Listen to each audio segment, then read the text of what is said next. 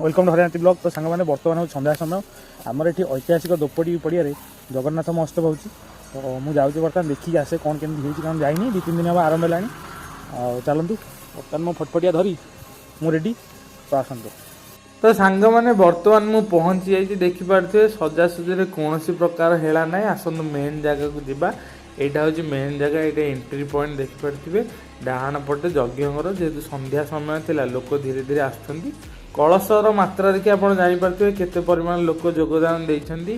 संध्या समय आलती बर्तमान है आम जगन्नाथ प्रभु को यज्ञ घरे मुंडियाटे मारी घंटनाद स्वर टी आलती देखिलु। आपर भीतर को जीवा भीतर बहुत बढ़िया जिनस अच्छी जगन्नाथ केते प्रकार बेश अच्छी आपण मैंने देखी आपण मन खुशी लगे आप चैनल को सब्सक्राइब करदे मन आसतु।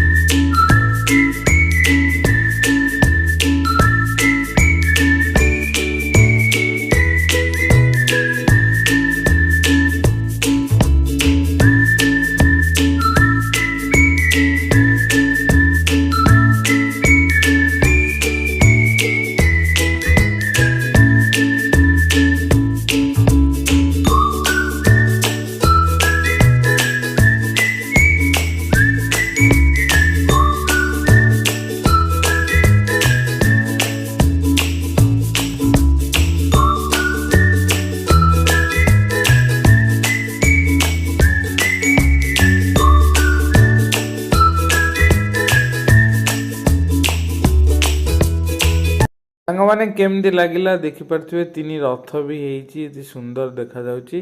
गोटे मेन जिनस आपण देखेबी देखो मेन स्टेजटा देखो केमती जगन्नाथ गोटे बड़ विग्रह थुआई आठी संकीर्तन हुए प्रवचन हुए। आम भी आ डेरी कहीं जेहेतु आसी पेट पूजा भी करदे टे एपट सेपट टुंगु टुंगु टुकुर टुकुर खाईदे।